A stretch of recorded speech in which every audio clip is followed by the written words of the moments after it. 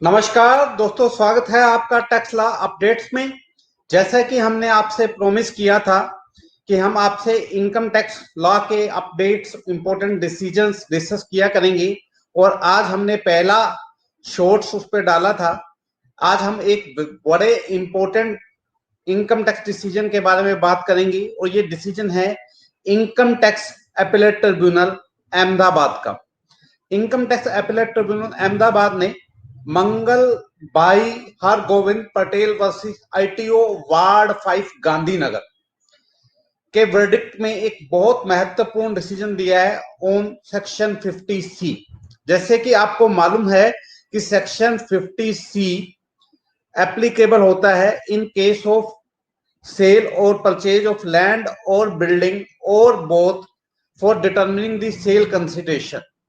For determination of sale consideration in certain cases, the stamp duty value of that particular property will be taken as full value of consideration। जी हाँ, 50C में deem taxation है और अगर कहीं पे SSC को ये लगता है कि उसकी प्रॉपर्टी की जो वैल्यू ऑफ कंसिडरेशन है, जो फेयर मार्केट वैल्यू है, वो स्टाम्प ड्यूटी वैल्यू उससे ज्यादा है, यानी स्टाम्प ड्यूटी वैल्यू जो वैल्यूएशन पर्पसेस के लिए अडॉप्ट की गई है प्रॉपर्टी की फेयर मार्केट वैल्यू से ज्यादा है, तो section 50C sub section 2 SSC को राइट देता है कि ऐसे केस के लिए वो रिक्वेस्ट करे अपने एओ से कि उसका केस डिपार्टमेंटल वैल्यूएशन ऑफिसर को रेफर कर दिया जाए। जी हाँ, जनरली केसेस में ये होता है और ये राइट तभी एक्सरसाइज होता है जब एसएससी इस संदर्भ में अपने असेसिंग ऑफिसर को एप्लीकेशन देता है in writing. On receiving the request from the assessees to refer the case to the district valuation officer, the AO is duty bound. The AO is duty bound to refer the case for determining of fair market value to departmental valuation officer। ये ला है 50C2। लेकिन इस particular case में question क्या आया कि अगर assessee ने रिक्वेस्ट मेड नहीं की at ITO level, at assessment level, क्या तब भी असेसिंग ऑफिसर को for the determining the fair market value ये केस डिपार्टमेंटल वैल्यूएशन ऑफिसर को रेफर करना चाहिए था। इस केस को डिसाइड करते हुए अहमदाबाद अपीलेट ट्रिब्यूनल ने, Ahmedabad income tax appellate tribunal ने 18 मार्च 2021 को एक बहुत इंपॉर्टेंट निर्णय लिया, जिसमें उसने कह दिया कि अगर रिक्वेस्ट नहीं भी मेड की गई है, अगर असेसिंग ऑफिसर को रिक्वेस्ट नहीं भी मेड की गई है by SSC, even then the case is to be referred to the departmental valuation officer।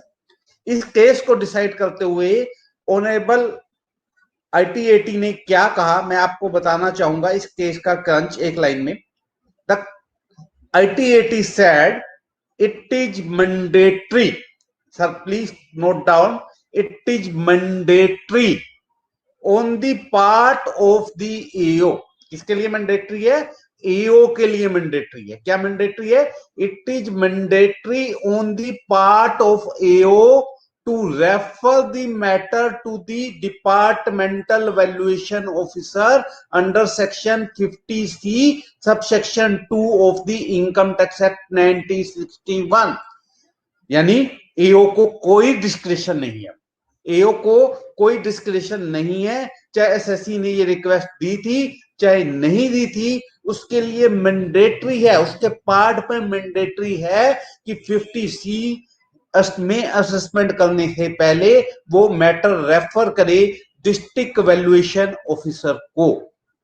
Even if आगे वर्ड यूज किया, even if it is not requested by the SSC, even if it is not requested by the SSC, तब भी करना है before the authorities below. मैं tribunal में जाके कह रहा हूं कि मेरा केस तो वैल्यूएशन ऑफिसर को रेफर होना चाहिए, तब रिमांड बैक करो, मैंने पहले रिक्वेस्ट नहीं दी। इवन देन इवन देन वो केस दोबारा रिमांड बैक होगा और वैल्यूएशन होगी।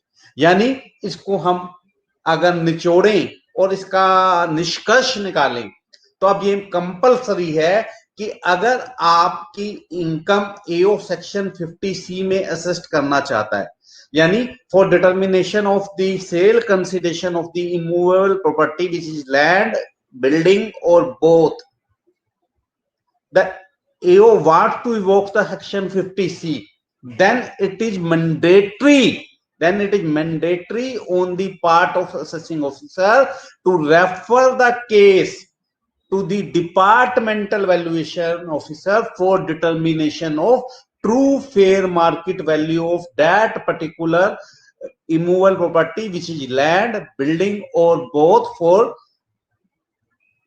Before deciding the matter, before finalizing the assessment. तो ये था एक बहुत महत्वपूर्ण अपडेट जो मैंने आपके साथ डिटेल में साझा किया।